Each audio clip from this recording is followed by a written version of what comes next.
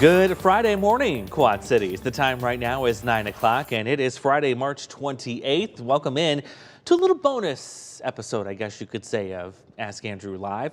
Told you we were going to do another live stream because we do have that threat of some severe weather this weekend and now next week. So welcome in.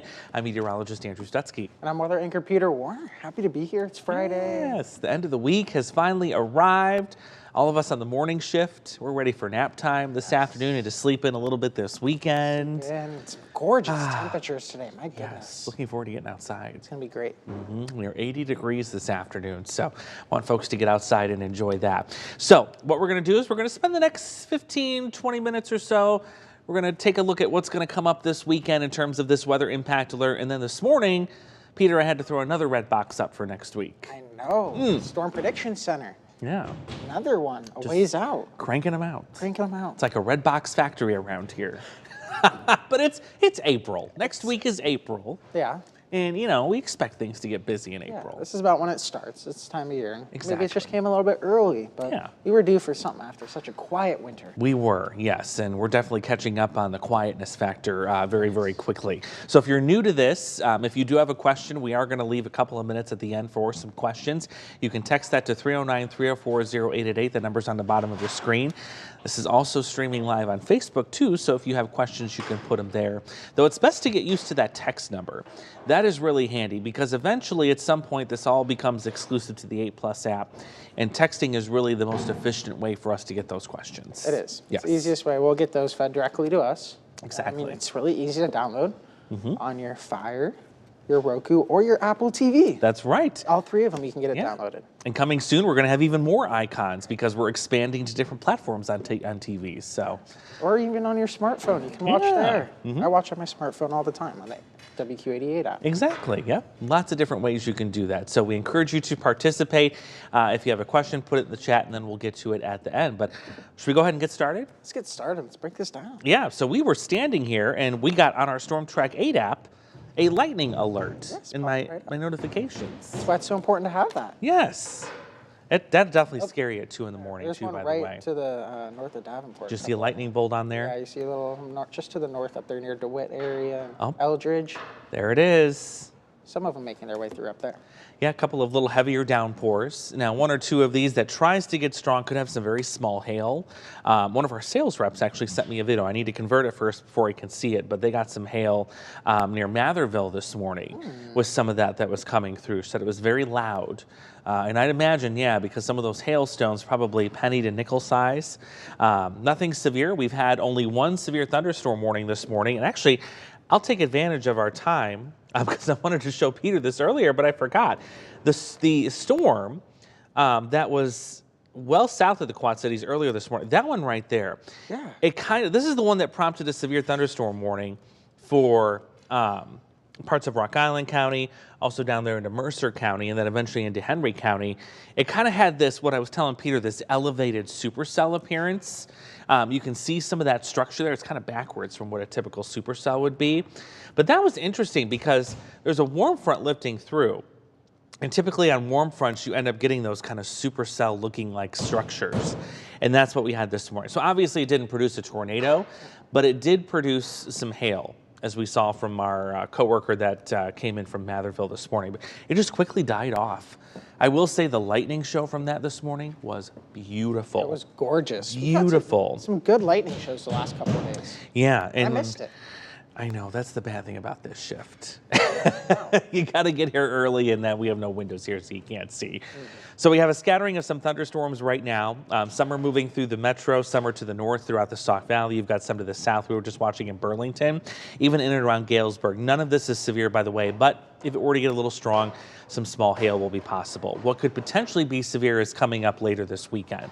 And I know that we've been bouncing this timing around all over the place. But remember, we first told you about this on Sunday, about this weather impact alert. So it was about a week in advance. So what's changed today, and we still expect some small changes here and there heading into the weekend, it's the timing.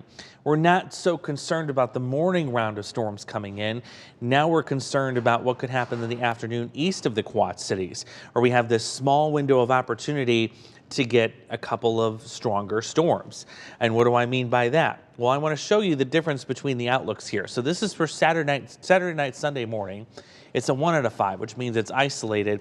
But look what happened this morning with the Sunday afternoon and evening outlook. Kind of popped one on there. It did. I mean, and it makes sense why. Seeing a little decent potential there on that early afternoon on your Sunday. It looks like our low pressure system may be taking just a little bit more of a jog to the northwest of us, kind of meaning that front's going to come in a little bit later now into early Sunday afternoon.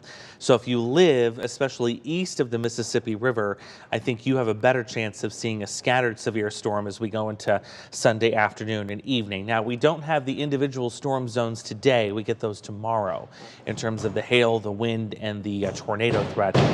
Personally, I think this is more of a wind threat with an isolated tornado threat that's going to come through this as we go through Sunday. So that's the change here. We've changed the timing from not being concerned really about the morning stuff, now becoming a little more concerned about the afternoon stuff. Yeah, and I think one thing to note too is how this low pressure's kind of slowed itself down. Yes. We were thinking this low would kind of be a quicker moving low. Now it's kind of trending a little slower, and also, yeah, again, it's crawling kind of right through Des Moines, making its way to the further north portion. So on that flank is kind of where we're going to be getting the system now, rather than say on the front when it was initially tracking. Yeah, because you remember this was first put out for Saturday. And then we went, okay, Saturday night, Sunday morning, and now we're going all the way to Sunday afternoon. That shows you how much the system has slowed since what we looked at the data earlier this week. Yeah. Big change. Big change. And that's to be expected. Anytime we put an impact alert out that far in advance, we do have some change with that. Yes, and that's one thing to note too, is we're going to put it out early just so you're aware. Yeah. It obviously changes. It's weather. Exactly. You can't, I mean, we predict the weather, but I guess you can't, exactly forecast the weather 7 days away. Yeah, weather's going to weather, as we always Yes. like to say. You've even got an impressive 3 out of 5 further downstate, I'd say just south of the Chicago metro, near Peoria, probably going all the way down to just east of Springfield and then east of St. Louis. So if you have travel plans in this region Sunday afternoon into the evening, very, very much keep an eye on the forecast. Also make sure you have your apps loaded. The Storm Track 8 app, by the way, even if you leave the Quad Cities, will follow you. And I'm not talking about a creepy kind of follow, but the radar, you'll be able to access that radar no matter where you're at. So you're going to be able to track those storms even if you're out of the Quad Cities region on your app. That won't be a problem. I have family that uses it in Arizona. And they gives them all their notifications of lightning, anything. Yeah. It works anywhere. It is a nationwide app, so you can take it anywhere you go. Can't guarantee about overseas. I haven't tried that yet. That's true. But for sure, it will work in the United States. Yes. It'll get you that radar and everything you need to know. So what does this look like as we put future track into motion? Because we've been watching first, of course, what happens with Sunday morning and that decaying line of storms that's off to the west of us. This is a pause point, so I can pause this for a second. This is the line of storms that we were thinking was going to come in here early Sunday morning. And right now, excuse the jump, it's going to stay the same. Usually it jumps right back. So look at what happens with that, how it just kind of really falls apart and it decays. Because again, we're talking so early in the morning. We don't have sunshine. Nope. We don't have any other type of source of instability at this time. So it's running into all of this unfavorable environment that's sitting over us in the Quad Cities, and it just kind of falls apart. So what we have to watch is as we get into late Sunday morning and into early Sunday afternoon, you're seeing this new spike of energy here. And this is the actual piece of the front that's moving up from the area of low pressure. So let me go back one more pause point. And you're going to kind of see right here, we're getting a little bit of clearing. You notice some sunshine is trying to peek through those clouds. Now, if we can get enough, that's where the severe threat's going to come into play for areas east of the Quad Cities with this activity here that will rapidly intensify as it gets into north central and northeast Illinois and also downstate too. Because watch this, you go to the next frame, boom. There's that line. Yeah, there you get the explosive thunderstorm development because again, it's taking advantage of this clearing that has happened to work in ahead of this main piece of energy. So the thing with this is what it looks like now. But if the low were to slow down even more, and if it were to take another jog to the northwest, that means that storm zone that I just showed you with all of this severe storm development, would also take a slight jog to the west and impact more of our hometowns. But the timing still remains the same here with today's Sunday's threat anyway. We're looking at about noon into the early afternoon. It's a quick window of time. Yeah. Not all day. No, it's not all day. And I think one thing to note is don't have to cancel all your plans Right. all day either with this. Exactly. You can see on the radar too. I don't know if we can go back just a little bit. You can see kind of Sure. where this low is tracking that line. It's actually making its way across too. So you can see right to the northwest of Waterloo there. There's that low that we're talking about. If you kind of can get that little pointer back. Yep, there's the low. It's kind of right up in that direction. You can also see the front line of the storm making its way kind of where those winds pick up just to the, yep, right there. That's the line that we're talking about. So, and again, before this low is tracking a little bit quicker and also a little bit further to the south. So you're going to be getting the northern portion of the low, I guess you could say, where the system's developing now. It's tracked its way further to the south. Exactly, yeah, and it's all about the timing of that. So if things slow down, that's more of a risk for us here.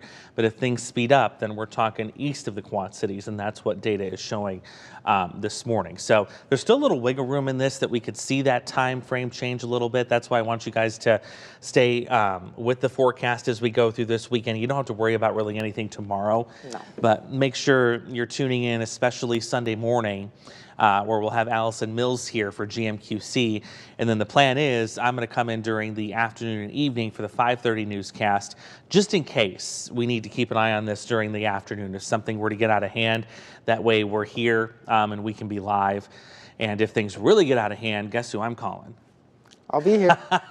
So I'll be tracking it at home too. yeah, We're both going to have two sets of eyes on it. Exactly. We're going to play it by ear and see how things go. But no matter what, we will have that local presence here. We will be here tracking this and watching it should things get out of hand on Sunday. So I want folks to take comfort in that. What about ingredients? One of the ingredients we can look at this far out, of course, is the storm energy.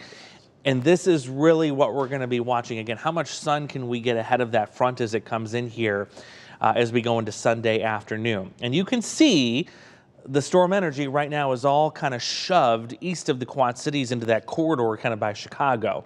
But again, if it slows down, this starts migrating westward and we get ourselves into some trouble with that new line of storms trying to form. And you see that some of the stronger south winds on Sunday will try and pull some of the storm energy westward, but the bulk of it is east of us, and that's why you're seeing that 3 out of 5 risk, Kankakee and points east. As I said, just to the east of Peoria there, you can see even some of that almost yellowish color making its way through too. Yeah, it's quite strong over there. And I'm going to see, this might allow me to zoom back out since we're at a pause point so you can see the difference here. Yeah, you can see obviously where the highest feed of storm energy is going to be, and that's going to be downstate of us. There's not too much time for this to get up here, but if the system were to slow down, again, you shove everything west, there would be more time to get it up here. Much more time. And that could potentially cause a problem. So something we're gonna continue to watch in the next 24 to 36 hours. There's the timeline, the way things look right now, and showing you that here laid out, starting at 6 in the morning, all the way until 9 o'clock at night. I'm taking you kind of hour by hour here. We're going to start with some rain showers Sunday morning. That's that decaying line of storms. Could have a good rush of wind with it, but we're not expecting anything severe with that. Then we get a break around 10. We get to noon. We're going to see this solid area of rain move in from the southwest. But ahead of that on the Illinois side is where you get your red here. From noon until about 3, you get those scattered thunderstorms coming into play, a couple of which could be severe. And then by the evening, those are east, a couple of rain showers. Doesn't even look like much of a snow opportunity here anymore. No. I know we talked about the snow just about 24 hours ago. Yeah. And even on Ask Andrew, we were talking about it. But the good news is, again, because this low is tracked further to the northeast, you could say, I guess, northwest of us here in the Quad Cities, that's allowed that upper line where we were initially seeing that snow to remain further north in your Minnesota, your Wisconsin, maybe trickles into portions of northern Iowa, but you shouldn't be really seeing too much of anything in Illinois with the snow. We won't be waking up to, snow on the ground or anything like we did with the previous storm system. No. So that's what we've got going on for Sunday. And then this morning we talked about this early heads up for what's coming in on Wednesday of next week, where we've gone ahead and issued another weather impact alert for that day too. Why did we do that? Well, let's go right to the Storm Prediction Center. This is Wednesday of next week, and already we have a slight risk, or that level 2 out of 5 risk for really the whole Quad Cities, with a 1 out of 5 to the north. So this is going to be very similar, it looks like, to the system that's coming in this weekend, perhaps tracking just a little bit further to the northwest. But it's another one where, you know, we don't have to worry about this right now. This is just your heads up. We're kind of planting that seed that the middle part of next week could get active. But I guarantee these are going to shift as we go through the weekend and early next week. Yeah, I mean, and we saw that again on Monday when we got that. Was it a level 2 threat, I believe, right? It was a 2. Yeah, level 2 threat put out for Saturday. Yep. Look how that shifted. So again, it's a good idea of when we could see it, but we don't know for sure. And I mean, Andrew and I have been talking about it all week too, the severe potential on that Wednesday we've actually been keeping an eye on. Yeah, exactly. Some of the new tools that I was showing Peter, a new tool that we used from the National Severe Storms Laboratory, they kind of try and predict what the Storm Prediction Center is going to do. And Wednesday was one of those days where it looked like we had some heightened severe potential. So no surprise it's there. Again, it's something to just keep a watch on. We're not too concerned about it right now. We're putting out that weather impact alert just so that you folks know that next Wednesday could potentially get a little bumpy.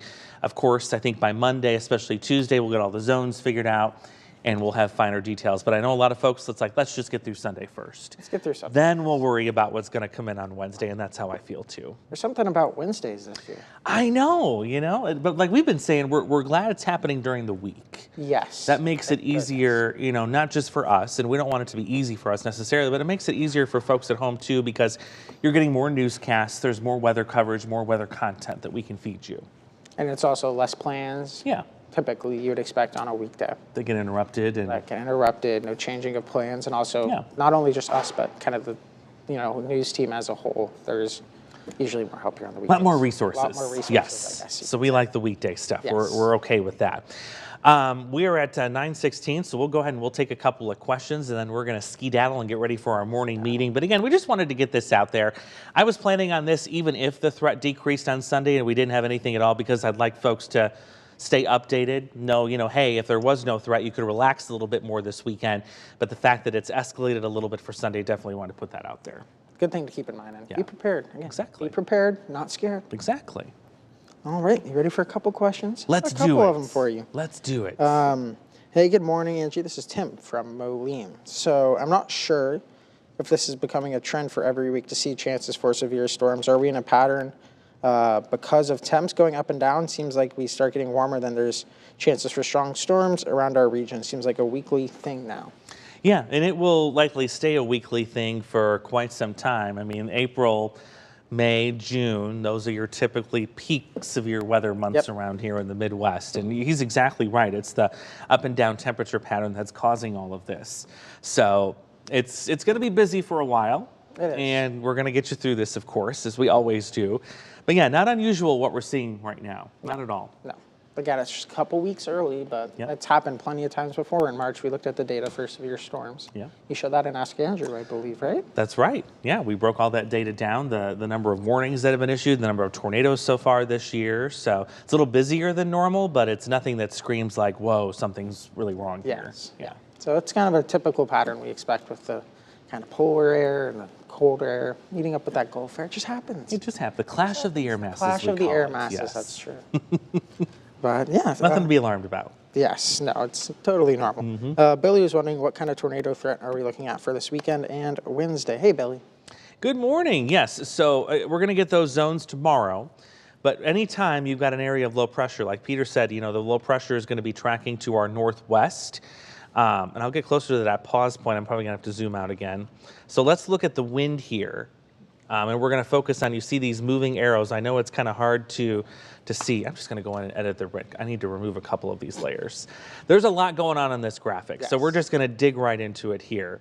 And we're going to edit on the fly. So give me a second. We're going to set this up. We're going to take off some of this extra stuff that's on here to make it easier to see what the winds are doing here. So here's your area of low pressure. Let's back up to 1 o'clock. Ooh, a little too far. So you can see where the low is. It's to the northwest of us, kind of in southwest Wisconsin at that point. Yep. And anytime you're in that zone to the southeast of the low, you can get these twisting of the winds. with height. And I might actually be able to put that on here too. Again, we're doing this on the fly, so a moment of grace is appreciated. We'll leave what's on there now you're seeing are the winds at the ground level. But what we can do is we can go up into the atmosphere and we can show you the winds at what we would call 850 millibars, which is just the next level up from the ground into the atmosphere. And you can see the difference in the wind direction. And so I'm going to put a different color on that, and we'll see if it'll show up. It might. Again, it takes a minute to load all of this data. There's the wind. Okay, and that's moving a little bit too fast for my liking, so we're going to slow that down. There we go. So this doesn't look too bad for us here. You notice our winds right over the Quad Cities are kind of in the same direction for both layers of the atmosphere. There's just a little bit of twisting. It looks like there'd be more twisting as you go further to the east, and especially to the north in southern Wisconsin, where you go from this southwest wind just above the ground to more of a south and southeast wind at the ground itself here. So there's that twisting, but we don't have too much twisting going on here. No. Just a little bit. No. We also call this wind shear too. Yep. You've heard us use that multiple times. So what we're looking for is that change in wind direction with height. So these are the two main wind areas that we look at, the two levels of the atmosphere. And again, you notice the orange line here, the arrows are following the white arrows over top of the Quad Cities. So not a lot of twisting. You really got to go up here where they're kind of going in different directions, where you're seeing that change of wind speed. That's where you're going to get your twisting motion. Yeah, and also if you look even to eastern portions of Illinois, you can see kind of different directions going on. But here, where we are placed within this low, not going to be seeing too much. There's not really significant shear with this system. Yeah. That's why we aren't worried about too much of a tornado threat as of now. Exactly. Mainly focusing on that hail and maybe some damaging winds, but beyond that, not too much. But that would be about it. Yes. Nicely explained. Yes. It's pretty much, I think that's the only two we got. Them all? Got them all. Okay. Quick ones today. Very good. Perfect. So we're going to keep an eye on this. Of course, Chief Meteorologist James Zahara in this evening. Have more updates on that too. I'm back at GMQC at 11. We have Allison in tomorrow morning for GMQC Saturday, also on Sunday, and then we'll be back in some form here, likely on Sunday evening, tracking those storms for you. So no worries, we've got you covered. If there's any major changes, we'll certainly let you know. Just wanted to get it here on here early this morning to let folks know about that change in timing. Yes. Yes. Keep you as updated as possible. Exactly. That's what we like to do around here. All right, guys, we'll let you go. Enjoy the rest of your Friday. We hope to see you later this morning, if not at some point this weekend. Do enjoy it, because tomorrow it's going to be dry. You don't have to worry about storms tomorrow. No, just clouds. Just clouds, and still 70s. So I encourage you to get outside and enjoy that before things get a little wet on Sunday. All right, guys, enjoy the rest of your Friday. Thanks for tuning in.